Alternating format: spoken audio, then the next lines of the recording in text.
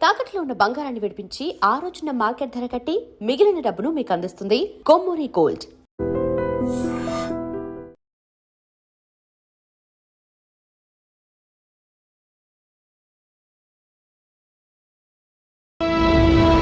$5 లక్షలు ఇస్తాను. చాలా? 5 లక్షలు కాదు, 50 లక్షలు ఇచ్చినా నా కంపెనీ మూయడం జరగదు. బాగా ఆలోచించుకొని చెప్పు. ఈ వ్యాపారంలో పుట్టి పెరిగినోడ్ని, నాతో పోటీ పడకు. నా చేతి కింద 6,000 మంది పనిచేస్తున్నారు. ఆంధ్ర మొత్తం నాకు బ్రాంచులు ఉన్నాయి. నేనే మార్కెటింగ్ చేయలేకపోతున్నాను. ఆఫ్టర్ ఆల్ ఒక కుటీర పరిశ్రమలా పెట్టుకొని నువ్వెలా మార్కెటింగ్ చేయగలవు? 6,000 మంది వర్కర్స్ని పెట్టుకుని ఆంధ్ర మొత్తం బ్రాంచీలున్న మీరే నా కంపెనీ చూసి భయపడుతున్నారంటే నా సరుకులో నాణ్యత ఉందనేగా. ఆ నాణ్యత ఉన్నంత వరకు నాకెవరూ పోటీ కాదు. ఈ ప్రపంచంలో నేను ఎక్కడైనా మార్కెట్ చేయగలను. వస్తాను.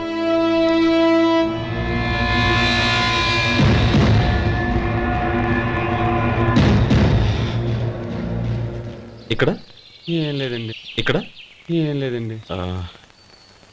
ఇప్పుడు ఊపిరి పీల్చి బిగ్బట్టు. నెమ్మదిగా వదిలి. ఓకే, లే. నెమ్మదిగా ఇలా వచ్చి కూర్చో. ఏం లేదు, మామూలు కడుపు నొప్పే. ఈ టాబ్లెట్స్ 3 రోజులు వాడు. ఎలా వాడాలో ఇందులో రాశాను. Token number 29. టౌన్ డాక్టర్ భయపెట్టేశాడు, ఆపరేషన్ అది ఇదని. కానీ ఈ డాక్టర్ బాబు ఏమీ లేదని చెప్పాడు. అలాగా? ఈ బాబు 10 కాలాల పాటు చల్లగా ఉండాల.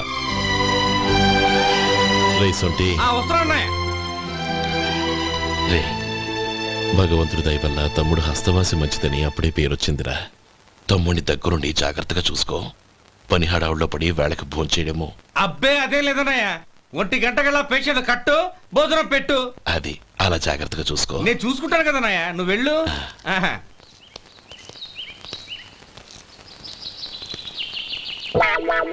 అయ్యో, ఏంటయ్యా ఉంటున్నాడా ఈ దెబ్బలు? ఏదైనా యాక్సిడెంటా? అదేం కాదండి. మరి గోరు కొరికినందుకు ఎలక్ట్రిక్ స్తంభానికి కట్టేసి ఇలా రక్తం వచ్చేలా కొట్టారండి. ఊరు కొరికినందుకు ఎలక్ట్రిక్ స్తంభాన్ని కట్టేసి ఇంతలా కొడతారా? వాళ్ళు అసలు మనుషులా, రాక్షసులా? చాలా థ్యాంక్స్ అండి. కనీసం మీరైనా అర్థం చేసుకున్నారు. వాళ్ళు అర్థం చేసుకోలేదండి.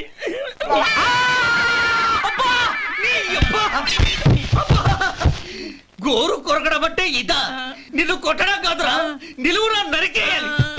అబ్బా, సెప్టిక్ అవుతుందో ఏమిటో. మన 2 ఊర్ల పొలిమేరలో ఉన్న ఈ మల్లికార్జున స్వామి వారి దేవాలయం జీర్ణదశలో ఉందన్న విషయం మీ అందరికీ తెలుసు. ఇన్నాళ్ళు మీ ఊరు వాళ్ళు పట్టించుకుంటారని మా ఊరి వాళ్ళు, మా ఊరి వాళ్ళు పట్టించుకుంటారని మీ ఊరి వాళ్ళు దీన్ని ఇలా వదిలేశారు. ఈ గుడి మీ ఊరికి ఎంత ముఖ్యమో మా ఊరికి అంతే ముఖ్యం. కాబట్టి మన ఇరు గ్రామ ప్రజలు కలిసి దాన్ని బాగు చేయించి కుంభాభిషేకం చేయించాలనే సదుద్దేశంతో ఒక కమిటీని ఏర్పాటు చేశాం. ఈ కమిటీలో 2 గ్రామాలకు సంబంధించిన ప్రముఖులు ఉన్నారు. కమిటీ ప్రెసిడెంట్గా ఎవరిని ఎన్నుకోవాలనే విషయంలో శ్రీ గోపాలరావు గారి పేరు, శ్రీ లక్ష్మీపతి గారి పేరు పరిశీలనలోకి వచ్చాయి. అందువలన మేమందరం బాగా ఆలోచించి తర్జన భర్జనలు చేసిన మీదట శ్రీ గోపాలరావు గారే అన్ని విధాలా ప్రెసిడెంట్ పదవికి అర్హులని ఈ కమిటీ నిర్ణయించడం జరిగింది.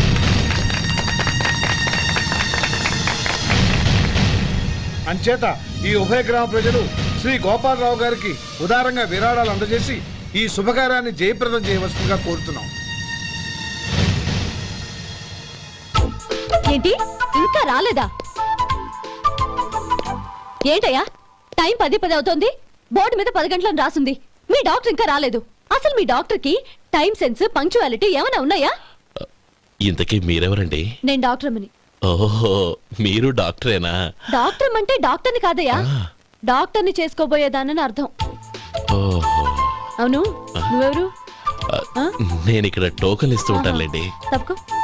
తప్పుకోవయ్యా. అవును, మీ డాక్టర్ కి ఎవరో అన్నయ్య ఉన్నాడంట కదా, ఎలాంటోడు? ఎలాంటోడంటే అదేనయ్యా, చాలా కోపిస్తని విన్నాను. ఎందుకని అడుగుతున్నారు? ఎందుకంటావేంటయ్యా? ఆ అన్నయ్య మాట వినగానే మీ డాక్టర్ గడగడా ఉణిగిపోతాడు. అసలు డాక్టర్ చదివే తమ్ముణ్ణి అలా భయపెట్టచ్చా? తప్పు కదా? తప్పేనండి. కాని కాని నాకు మీ డాక్టర్ కి పెళ్ళవని ఆ అన్నయ్య సంగతి అప్పుడు చెప్తాను. ఏం చేస్తానండి? ఏం చేస్తానా, సంవత్సరం తిరగకుండానే కవల పిల్లల్ని కని వాళ్ళ అన్నయ్య చేతిలో పెడతాను. వాళ్ళకి 5 సంవత్సరాలు వచ్చేసరికి ఆయన్ని బాగా మొట్టికెళ్ళేస్తారు. అలా నా కసి తీర్చుకుంటాను. ఈ డాక్టర్ ఎప్పుడు వస్తాడో ఏంటో. అది సర్లే కానీ నువ్వు పని చేయి. ఆ, మీ డాక్టర్ రాగానే ఆ. నేను వచ్చి వెళ్ళానని చెప్పు. నేను అంటే ఓ నా పేరు చెప్పలేదు కదా? ఆహా. నందిని. ఏం చెప్తావు? అదేనండి, నందిని గారు వచ్చి వెళ్ళారు అని చెప్తాను. గుడ్, పైకొస్తావు.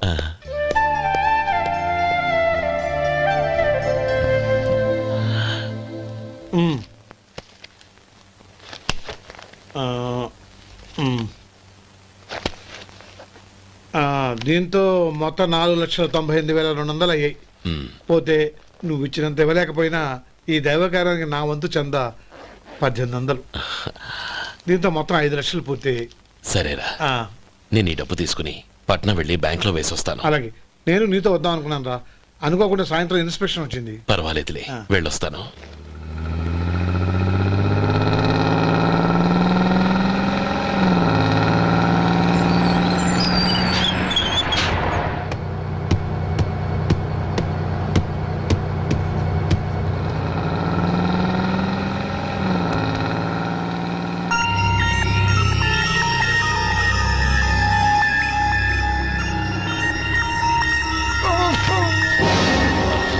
అయ్యో మూర్ఛ మూర్ఛ బసాపండి బసాపండి.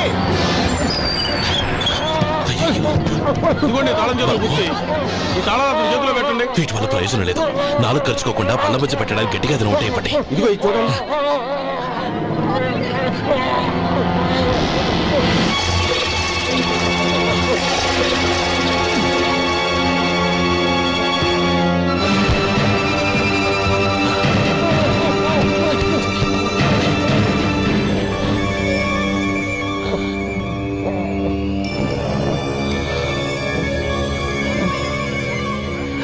మీరు వెళ్ళి మీ సీట్లో కూర్చోండి, కొంచెం గాలాన్ని పడ్డి. ఇప్పుడు ఎలా ఉంది బాబు? ఆ.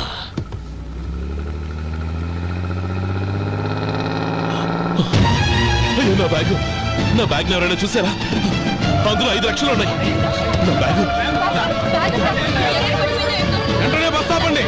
ఎవరిని కింద దిగవద్దు. అందరినీ చెక్ చేయండి. నా అంచనా తప్పు కాలేదు. వాడి మంచితనమే వాడిని దెబ్బకొట్టింది. మన వాళ్ళని పంపించి గుడి తాలూకు డబ్బు కొట్టేశాడని పోలీస్ కంప్లైంట్ ఇవ్వండి. ఇప్పుడు ఆ స్టేషన్లో ఎస్ఐ వాడి తమ్ముడే. వాడే వెళ్ళి వాడి అన్నయ్యని అరెస్ట్ చేసి వీధుల్లో నడిపించుకు తీసుకురావాలి. అది నేను కళ్ళారా చూడాలి, మనసారా సంతోషించాలి.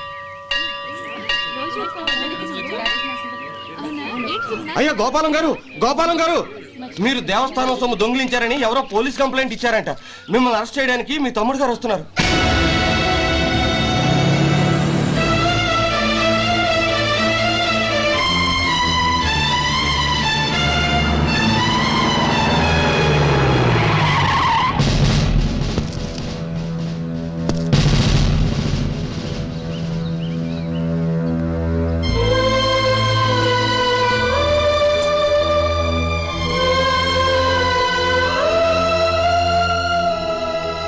చూడు గోపి, ఎప్పుడు నువ్వు ఉద్యోగంలో చేరావో అప్పుడే తనా పరానే తేడా మర్చిపోవాలి. నేరం చేసిన వాడు నీ తమ్ముడైనా అన్నైనా సరే శిక్షించాల్సిన బాధ్యత నీది. అదే నువ్వు నీ ఉద్యోగానికి ఇచ్చే గౌరవం.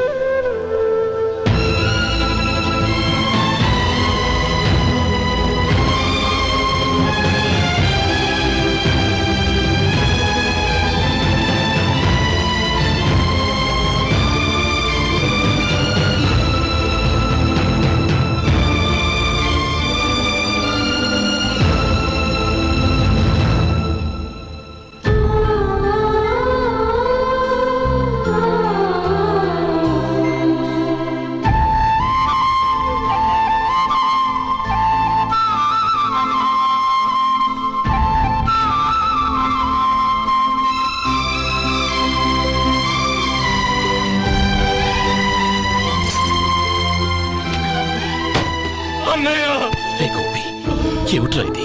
నన్ను క్షమించు అన్నయ్య. నేను కోరి ఉద్యోగుల చేరిన మాట నిజమే, కానీ ఇలాంటి పరిస్థితి ఎదురవుతుంది అనుకోలేదు.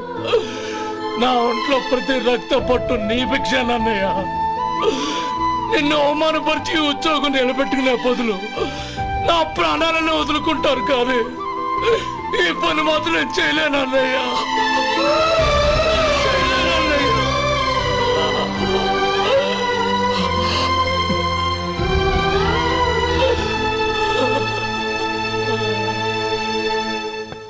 ఏరా, ఇన్నేళ్లు కష్టపడి సంపాదించిన ఉద్యోగానికి రాజీనామా చేస్తావా? కనీసం నీ పెళ్ళాం ఏమనుకుంటుందోనని ఆలోచించావా? ఇందులో అనుకోవడానికే ఉంది మామగారు. ఎండనక వాననక కష్టపడి ఓ తండ్రి కంటే ఎక్కువగా ఈయన్ని పెంచి పెద్ద చేశారు బావగారు. అలాంటి దేవుణ్ణి అరెస్ట్ చేసే ఆ ఉద్యోగం ఈయనకు అవసరం లేదు. బాగుంది. అన్నకు తగ్గ తమ్ముడు, తమ్ముడికి తగ్గ పెళ్ళాం. సరే, మీ ఇష్టం. నానమ్మ, అన్నయ్యడి. నమస్కారం అండి. ఓ నువ్వా? రా కూర్చో. పర్వాలేదండి. ఏంటి ఇలా వచ్చావు? ఆ రోజు నా కంపెనీని మూసేయమన్నారు. ఇప్పుడు నేను మూసేయడానికి సిద్ధంగా ఉన్నాను. దానికి ప్రతిఫలంగా నాకు 5 లక్షలు కావాలి. అలాగే, నీకు కావలసిన 5 లక్షలు నేను ఇస్తాను. చాలా థ్యాంక్స్ అండి. కానీ మీరు మీ కంపెనీని మూసేయక్కర్లేదు. సార్, అవును మిస్టర్ మధు, మీ అన్నగారికి జరిగిన అన్యాయం గురించి తెలుసుకున్నాను. మీ కుటుంబం గురించి కూడా విన్నాను. సహజంగా అందరూ ఐకమత్యానికి ఉదాహరణ రామలక్ష్మణులు అంటారు. కానీ ఆ రామలక్ష్మణులు ఎలా ఉంటారనేది పుస్తకాల్లో చదవడం తప్ప ఎవ్వరూ చూడలేదు. మీ అన్నదమ్ములను చూస్తే ఆ రామలక్ష్మణులు ఇలాగే ఉండేవారేమో అనిపిస్తుంది. అలాంటి కుటుంబానికి ఇలాంటి ఇబ్బంది రావడం నిజంగా దురదృష్టం. రామునికి హనుమంతుల్లా కాకపోయినా ఏదో ఉడతా భక్తిగా నా వల్ల వీలైన సహాయం ఈ 5 లక్షలు తీసుకో. మీ కంపెనీ పేరు మీదే అన్ని సరుకులు తయారు చేయండి. నేను వాటిని ప్రపంచమంతా మార్కెటింగ్ చేస్తాను. సార్, మీ రుణం ఉంచుకోను. తొందరలోనే తీర్చేస్తాను. స్నేహితుల మధ్య రుణాలేంటి మధు? We are friends.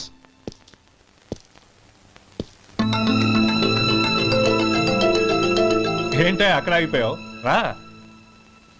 నువ్వు మీ అన్నయ్యని అరెస్ట్ చేయడానికి అట్టెళ్ళావు, ఆయన లొంగిపోవడానికి ఇటు వచ్చారు. అవును, యూనిఫామ్ చేత్తో పట్టుకొచ్చావేంటి? సార్, నేను రే, ఈ మాత్రం దానికే బెదిరిపోయి ఉద్యోగం వదులుకుంటావా? నువ్వు ఇలాంటివి ఎన్నో సమర్థవంతంగా ఎదుర్కోవాలి. నిన్ను నేను ఎస్పీగా చూడాలి. అది కాదన్నయ్య. ఇంకేం మాట్లాడకు. ఇన్స్పెక్టర్ గారు, నన్ను లాకప్లో పెట్టండి. ఆగండి సార్, ఆ డబ్బు ఎక్కడికి పోలేదు. నేనే తీసి జాగ్రత్త చేశాను. ఈ విషయం అన్నయ్యకి తెలియక బ్యాగులో డబ్బు కనబడకపోవడంతో అది పోయిందనుకున్నాడు. నేను పట్నం నుంచి వచ్చేసరికి జరిగిన గొడవంతా తెలిసిందే. రే మధు, జరిగిన దానికి నన్ను క్షమించనయ్యా. ఇంటికి వెళ్ళాక అన్ని వివరంగా చెప్తాను.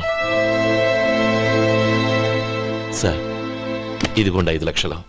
ఇది కమిటీ వాళ్ళకి అప్పగించి ఈ కేసు కొట్టేయండి సార్. భలే వాడివయ్యా. తీసినప్పుడు ఒక మాట ఆయనతో చెప్పుండొచ్చుగా. అనవసరంగా పెద్ద ఆయన స్టేషన్ వరకు రప్పించావు. Sorry sir. అన్నయ్య, మీరింటికి వెళ్ళండి. నేను లెక్క అప్ప చెప్పేసి వస్తానండి. అలాగే.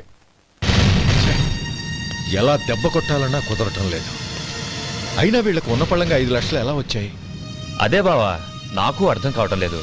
నీకు అర్థమైతే ఆశ్చర్యపడాలి కానీ అర్థం కాకపోతే ఆశ్చర్యం ఏముంది? Useless fellow.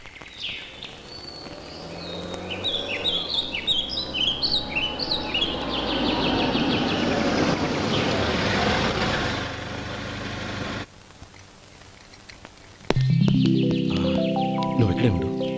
అన్నయ్య మూడు ఎలా ఉందో చూసి నేను లోపల తీసుకెళ్తాను. ఓకే? అలాగే.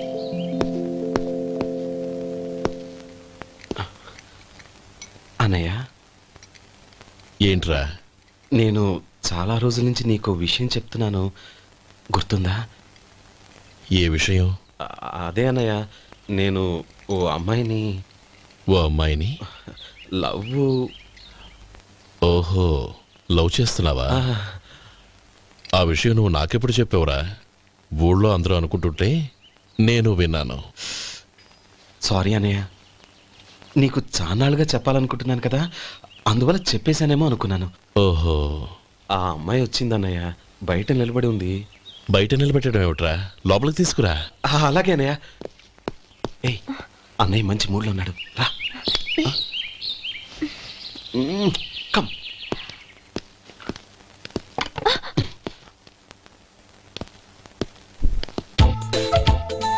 ఎందుకంటావేంటయ్యా? ఆ అన్నయ్య మాట వినగానే మీ డాక్టర్ గడగడ వణికిపోతాడు. అసలు డాక్టర్ చదివే తమ్ముడిని అలా భయపెట్టచ్చా? తప్పు కదా? తప్పేనండి.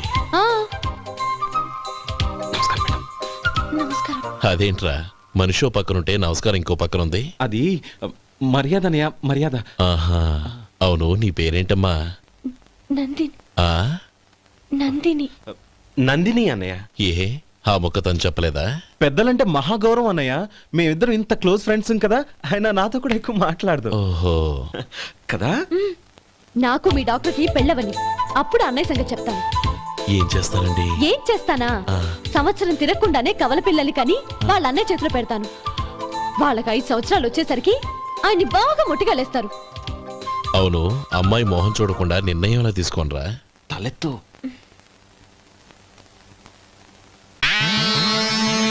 ఏం చెప్తా? అదేనండి, నందిని గారు వచ్చి వెళ్ళారని చెప్తాను. గుడ్, పైకొస్తావు. ఈయన మీ అన్నయ్య? అవును. నందిని ఏమైంది? ఎందుకు ఏడుస్తున్నావు?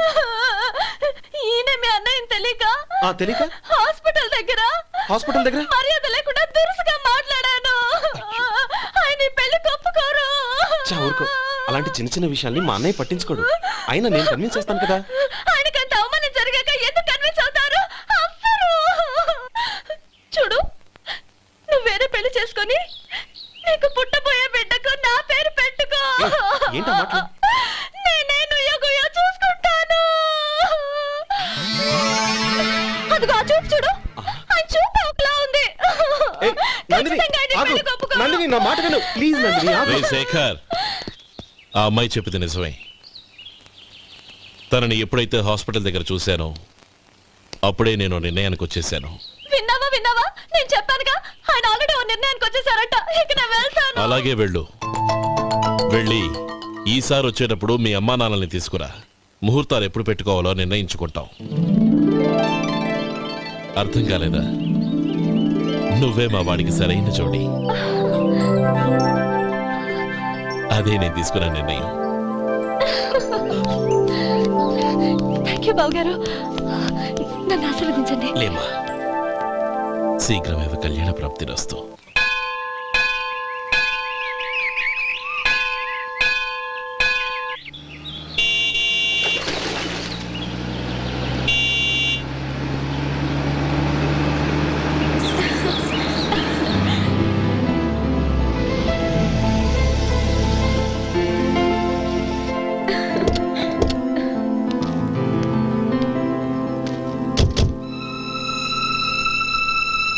రామా,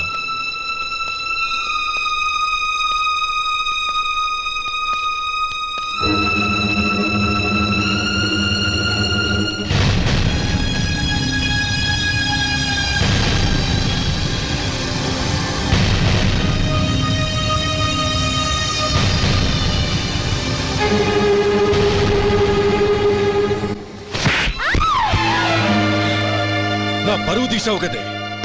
ఒక బిచ్చగాడిని నువ్వు కోరుకున్న వాడికి ఇచ్చి చేసేవాడిని. కానీ నువ్వు ఎవరిని ప్రేమించావో తెలుసా? ఎవడి నీడ సోకితే పంచమహాపాతకాలు అంటుకుంటాయనుకుంటున్నానో వాడి తమ్ముణ్ణి.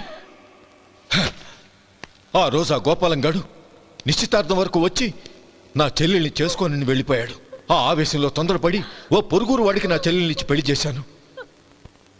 ఆ తర్వాత తెలిసింది వాడికి అంతకు ముందే పెళ్లి అయిపోయిందని. వాడు పెళ్ళైన వాడైనా పర్వాలేదు, పరమ దుర్మార్గుడు. ఇంకొకరిని ప్రేమించిన దానివేగా అని దెప్పి పడుస్తూ నా చెల్లెలికి మాటలతోనే నరకం చూపించాడు. అటు ప్రేమించిన వాడు దగా చేశాడు, ఇటు చేసుకున్నవాడు కిరాతకుడు. ఇలా చిత్రవధ అనుభవించి నా చెల్లెలు ఒకరోజు స్టవ్ పేలిపోయి చనిపోయింది. దీనికంతటికి కారణం ఎవరు? వాడు అన్న. అటువంటి వాడింటికి కోడలుగా వెళ్తావా? ఒక్క మాట చెప్తున్నాను విను. నువ్వు జీవితాంతం పెళ్లి చేసుకోకుండా ఇంట్లో పడినా పర్వాలేదు, కానీ వాడి తమ్ముడితో మాత్రం నీ పెళ్లి జరగదు. రేయ్, పురోహితుని రమ్మని చెప్పు. వచ్చే ముహూర్తంలోనే నీకు నందినికి పెళ్లి.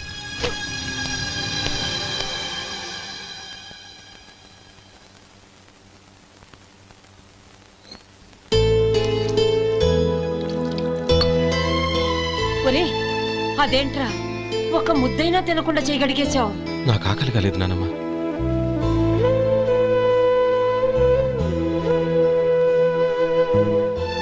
ఆ అమ్మాయి చాలా మంచిది, చదువుకున్న పిల్ల, మనందరికీ బాగా నచ్చింది. కానీ ఆ లక్ష్మీపతి గారి గురించి ఆలోచిస్తేనే నాకు భయం వేస్తోంది. వాడు మన కుటుంబం ఎప్పుడెప్పుడు విడిపోతుందా అని ఎదురు చూస్తున్నాడు. అన్నయ్య, ఆ అమ్మాయే కాదు, ఈ ప్రపంచంలో మన కుటుంబం కంటే నాకేది ఎక్కువ కాదు.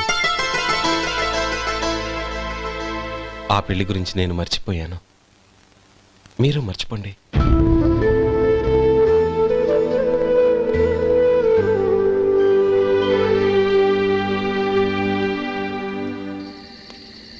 శేఖర్, నువ్వా? ఏంటి ఈ టైంలో వచ్చావు? నీతో ఓ విషయం మాట్లాడాలి. ఒకసారి బయటకు వస్తావా?